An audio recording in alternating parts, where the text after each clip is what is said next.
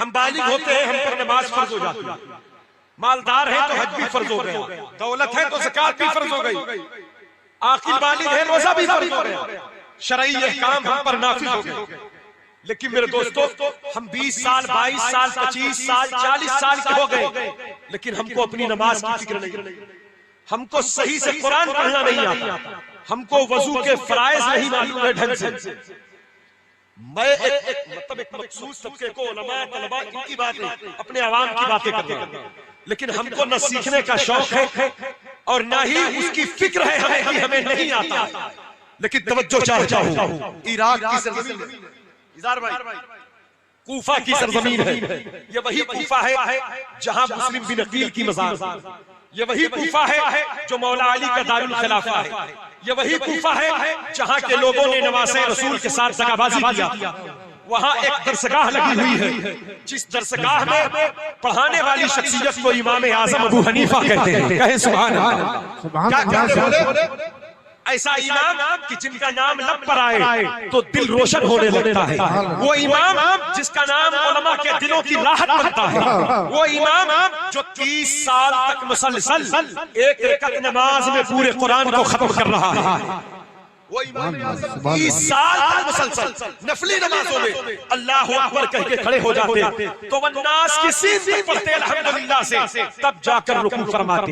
ये एक दिन का अमल नहीं, ये अमल सिर्फ शब बरात का नहीं था, ये सिर्फ शब कदर रमजान के आखिर अशरे की रातों का नहीं था, 30 साल तक मुसलसल।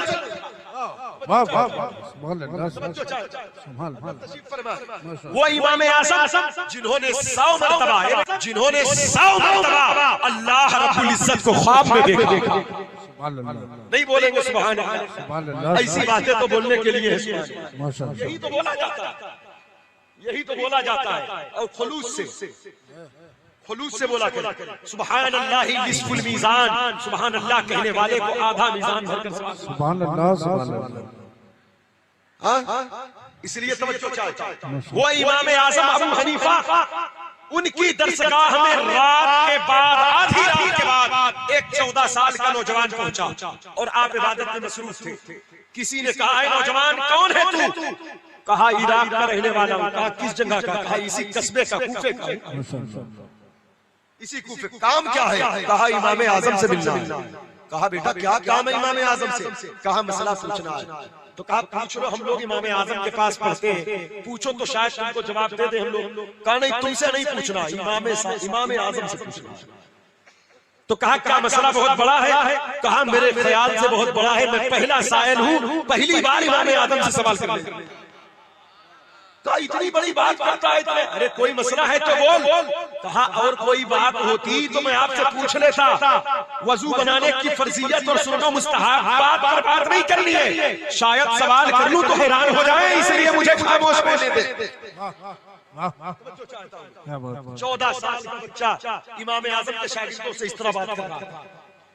इमाम साहब जब फारिग हुए नमाज से, तो लोगों ने कहा इमाम साहब औरातों वज़ाइफ में मशगूल है, जाकर बैठ जा, तवज्जो डाले तो बात कर लेना। वो 14 साल का नौजवान जाकर बैठा।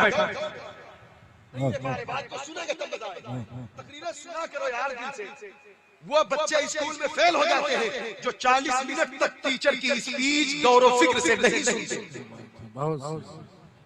और जो अपने आलिम की बात नहीं सुनते, वो लोग कहीं कब्र में ना फेल हो जाएं। सुना करें। वमन अहसनु क़ौलन मिम्मन दआ इलल्लाह, उससे अच्छी किसकी आवाज हो सकती है जो तुम्हें अल्लाह की तरफ बुलाए और अल्लाह के दीन। सुभान अल्लाह सुभान अल्लाह। उससे बेहतर किसकी आवाज हो सकती है? फफिर्रू इलल्लाह, दौड़ो अल्लाह की तरफ आओ। अल्लाह हम कुछ बताना चाहते हैं, किसी फिक्र की तरफ लाना चाहते हैं। हमारी कौम तकरीर सुनना भूल गई जैसे, इल्ला माशाअल्लाह चंद लोगों को छोड़ नहीं सुनना चाहते, लेकिन सुना करो अपने आलिम की बात, इल्मी बात को सुनो। हमारी बातें नहीं, हमारे बुजुर्गों की बात है, जिनके सदक़े में हमें रोजी रोटी मिलती है, उनकी बात, जिनके सदक़े में हमारे बच्चों को अल्लाह सेहत देता है और हमारे ईमान की हिफाजत करता है, हमें गुमराहियत से बचाता है, ये उनकी बात है।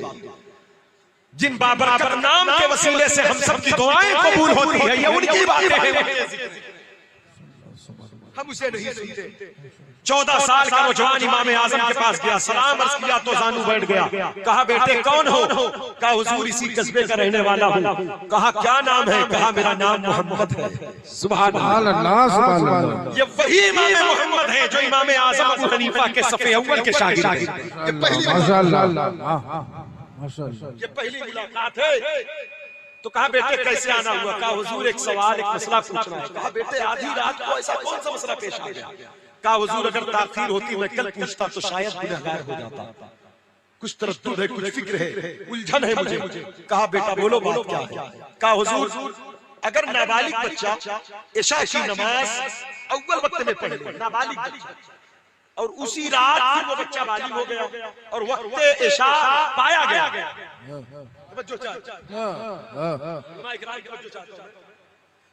मतलब इशा की नमाज रात पूरी कामिल, मसलन 8 बजे नमाज हो गई इशा की, तो लुए फजर तक सुबह सादिक तक तकरीबन आजकल 7:30 बजे वक्त इशा शुरू हो रहा है, तो तकरीबन 5 बजे के आसपास जाकर खत्म हो रहा है। तो ये पूरा तकरीबन 10 घंटे की जो रात है, ये पूरा वक्त इशा है। एक बच्चा नाबालिग था, 8 बजे नमाज पढ़ लिया, 10 बजे 11 बजे रात में बालिग हो गया। अब बीच के जो 5-6 घंटे बचे उसी दिन के इशा के वक्त है, और वो नाबालिग था तो नमाज फर्ज नहीं थी, बालिग होने के बाद फर्ज हुई। हालांकि नाबालिग की उम्र में नमाज पढ़ चुका है, तो क्या बालिग होने के बाद उस नमाज को फिर से पढ़ना? या पहली नमाज काफी हो जाएगी?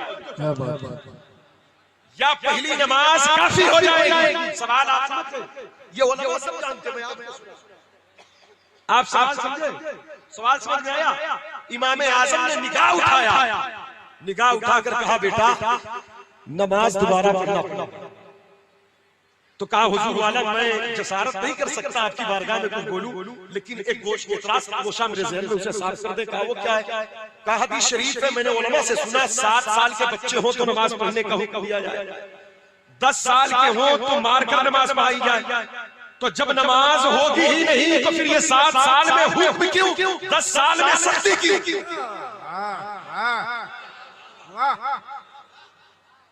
10 साल में हुक्म क्यों, सख्ती क्यों? इमाम आजम मुस्कुराए, कहा शहजादा हो रहा है। कहा बेटे करीब कहा 7 साल में हुक्म इसलिए कि 7 साल में बच्चे होश संभाल लेते हैं, नमाज पढ़ने के लायक हो जाते हैं।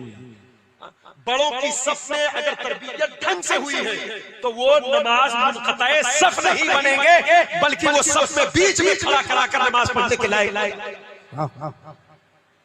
और 10 साल में सख्ती इसलिए ताकि मुकम्मल नमाज के आदी बन जाए, क्योंकि 10 के बाद जो उम्र आ रही 12 की, 12 के बाद 13, 14, 15 में एक बच्चा कभी भी बालिग हो सकता है। इसलिए दीने मुस्तफा का मिजाज ये है कि 7 साल में हुक्म दे दिया जाए, 10 साल में सख्ती कर दी जाए, 12-13 में एक बेटा बालिग होगा। इसलिए आमिना के लाल चाहते हैं मेरी उम्मत का हर शहजादा बालिग बाद में हो, नमाजी पहले हो जाए, जवान पहले हो, बाद में हो परहेजगार। नारे तकबीर, नारे रिसालत, फैज़ान आला हजरत, मसलकी आला हजरत जिंदाबाद।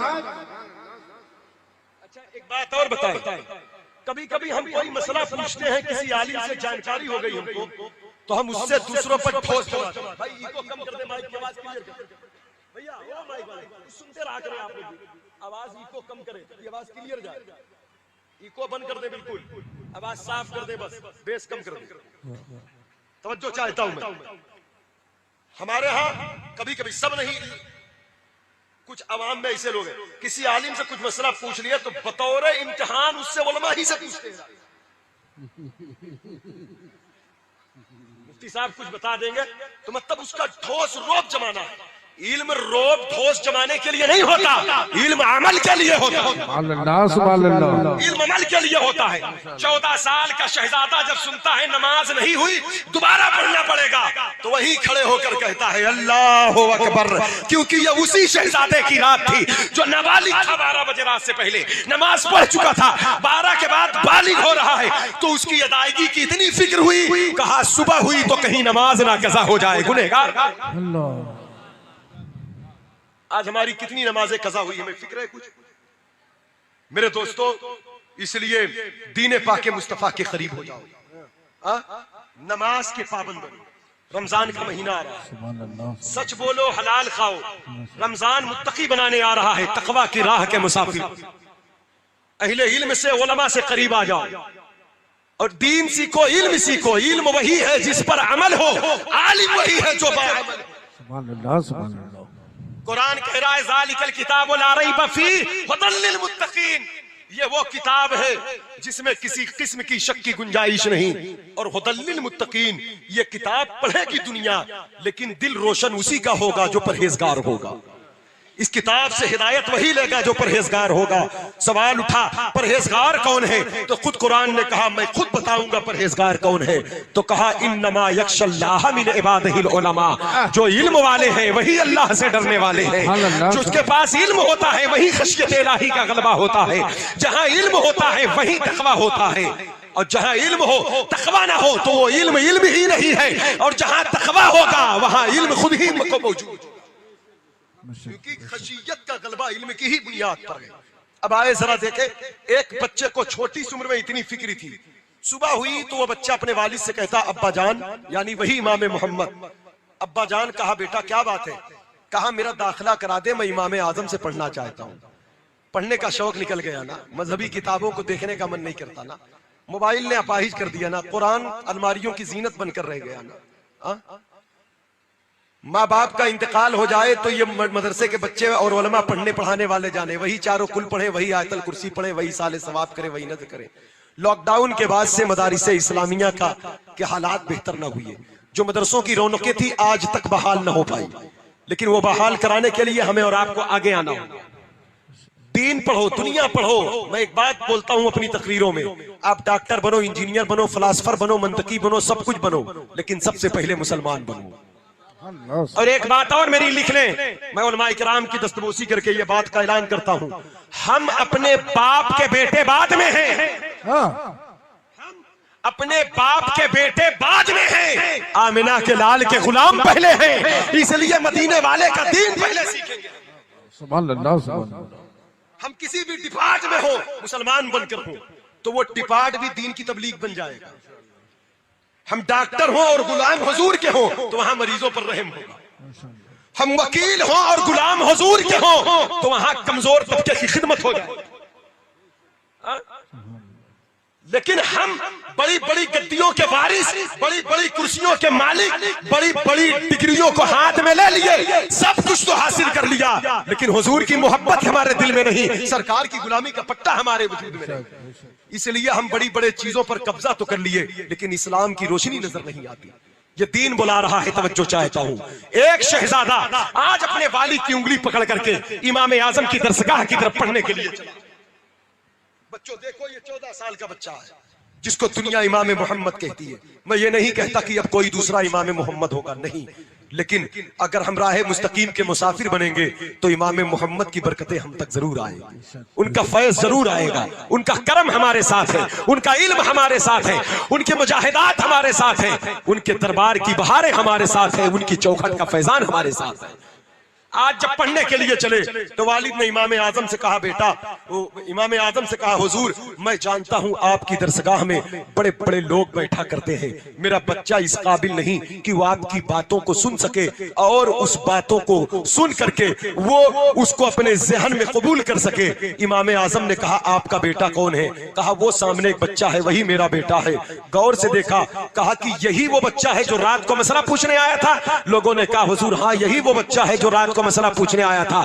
कहा, इसका नाम मोहम्मद है? कहा हाँ। कहा, बेटा करीब आओ। करीब आए, कहा, हुजूर मैं आपसे पढ़ना चाहता हूँ। कहा, बेटे मोहम्मद, अगर तू मुझसे पढ़ना चाहता है तो करीब आ, मैं भी तुझे पढ़ाना चाहता हूँ, मैं भी तुझे पढ़ाना चाहता हूँ। फिर करीब हुए, फिर पूछा, कहा कि बेटा तुम कहाँ तक पढ़े हो? तो जो कुछ पढ़ा था बताया। तो इमाम आजम ने कहा, बेटा अभी तक तुम हाफिज कुरान नहीं हुए हो, मैं उन्हीं बच्चों को पढ़ाता हूँ जो बच्चे हाफिज कुरान होते हैं। ये बच्चे हाफिज कुरान बने हैं। ये एक ऐसी डिग्री, एक सनद है, उलमा के दस्तखत है, चंद अरबी की इबारतें, कागज का टुकड़ा है, उसकी अहमियत कुछ नहीं है दुनिया की नजर में। उससे ना आप कहीं सर्विस कर सकते हैं, ना कारोबार कर सकते हैं, ना किसी कहीं दुनिया के दूसरे ममालिक में जाकर के कोई बड़ा कारोबार कर सकते हैं। लेकिन वो डिग्री क्या है? अगर एक बंदा हाफिज कुरान है और कुरान के हराम को हराम जाने, हलाल को हलाल जाने, ये डिग्री दुनिया के हर डिग्री 25-50 बरस की जिंदगी को रोशन कर देगी।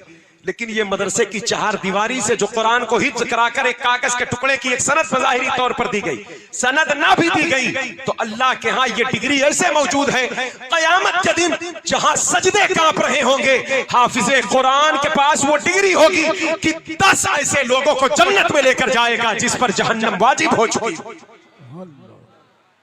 ये आखिरत की वो अजीम तैयारी, ये आखिरत की वो अजीम तैयारी, अजीम नेमत है ये। और उनके माँ बाप के सर पर वो अजीम ताज रखा जाएगा जिस ताजे जर्री को देख करके चांद और सूरज की रोशनी भी फीकी पड़ेगी।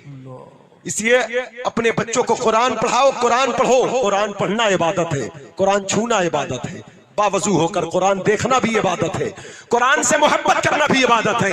और सिर्फ कुरान नहीं, कुरान पढ़ने वालों को भी देखना इबादत है, और कुरान की तिलावत करने वालों को देखना भी इबादत है।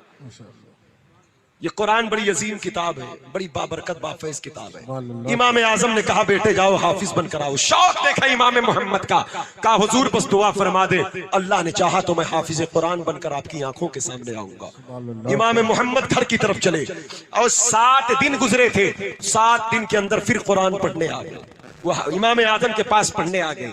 ये हमारी तारीख है, 7 दिन का हाफिज कुरान। हम भूल गए, कुरान ताकों की जीनत बनकर रह गया। कुरान की तिलावत एक मखसूस तबके की तरफ डाल दी गई। एक मखसूस तबका है वो पढ़े पढ़ाए, लोग कदर नहीं करते। ये भी अल्लाह की तौफीक पर है। अल्लाह ताला जिसको हिदायत दे वही कुरान पढ़ने वालों के मकाम को समझ सकता है। जिसको आमिना के लाल बेहतर कहे, खैरुम मन तअल्लमल कुरान व अल्लमहु, तुम में से बेहतर वो लोग हैं जो कुरान पढ़ते हैं और कुरान पढ़ाते हैं, कुरान सीखते हैं और इमाम आजम अबू हनीफा से पूछो जिनके 4000 उस्ताद थे, जिनकी शान का आलम यह है कि पूरा शहर, पूरी दुनिया, पूरा अरब, पूरा अजम, पूरे इराक में उनके इल्म की तूती बोली। जिनके शागिर्दों की बारगाह में इमाम शाफई जैसे शख्स जाकर अपने ज़ानुए अदब को तय कर रहे हैं, वो इमाम आजम अबू हनीफा जिनके दरबार से उठने वाला शख्स है। एक तरफ इमाम अबू यूसुफ है, इमाम जफर है, इमाम मोहम्मद है, अब्दुल्ला बिन मुबारक जैसी अजीम शख्सियत। वो अबू हनीफा जिनके शागिर्दों में फुज़ैल इब्न अयाद जैसा शख्स है।